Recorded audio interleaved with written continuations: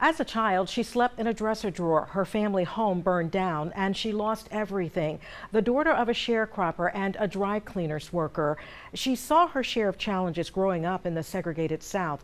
But in spite of it all, Wyomia Tyus persevered and went on to become an Olympic gold medal champion.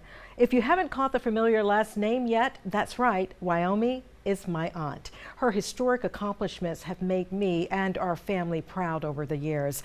But the story of her journey to Olympic gold is one for the history books. Born in Griffin, Georgia, Wyomia Tyus grew up on a dairy farm to parents who didn't have a high school education. Her father was a sharecropper with barely one day of a formal education, and her mother, a dry cleaners worker, finished 8th grade. Her father preached the value of humility and hard work. It was a teaching moment for him, I think, because he let us be children, let us be free, and we were out with nature, and he was always saying, you know, this is how this world is supposed to be. Basically what he was referring to, it was during the Jim Crow era and when blacks never had rights and all this, and he was saying it's going to change. Growing up in the Jim Crow South, she always leaned towards athleticism. At Fairmont High School, she played basketball and ran track. At 15, her father died. She was devastated. Just when she thought she had nothing else to give, her life would forever change when she met an iconic track and field coach at one of her races. His name, Ed Temple, coach of the renowned Tennessee State University Tiger Bells, a team known for winning and producing champions. I was 15. He saw me run. He invited me to come up and train on one of his summer camps that he had for young girls. I kept thinking, how am I going to get there? My mom don't have any money to send me anywhere. And thank goodness for my school got me there. It gave me $23 to get there. Ultimately, Temple offered Tyus a college scholarship. Training was grueling under the sweltering Tennessee sun. At TSU, she ran alongside Olympic champion sprinters Wilma Rudolph and Edith McGuire.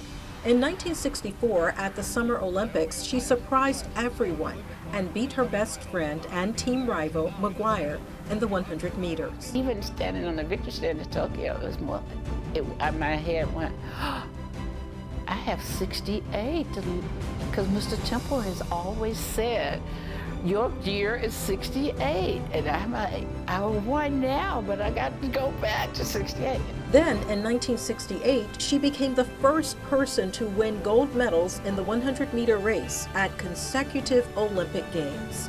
On this day, Wyomia returned to her hometown to promote her memoir titled Tiger Belt, the Wyomia Tyus Story.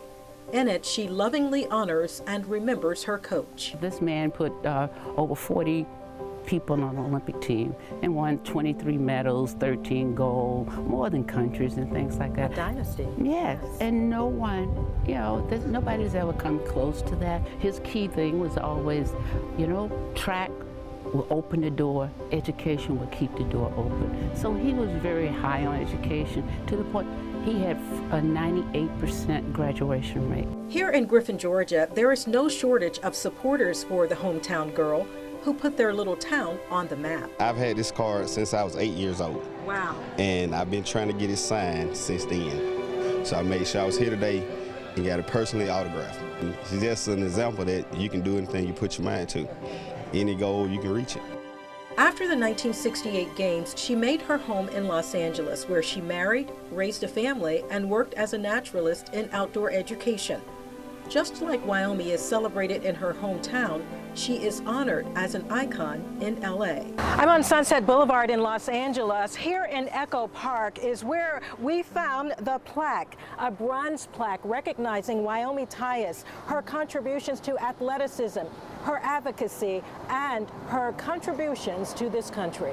In fact, 32 brass plaques devoted to famous athletes' feat were installed for the 1984 Summer Olympics. As she continues her life and work, she draws from the love of her family, her community, and from the great legacy of Coach Temple. And Wyomia has even written a book, Tiger Belt, the Wyomia Tyus Story. As a champion for human rights and women's rights, I will share how she turned toward activism and the difference she made next week.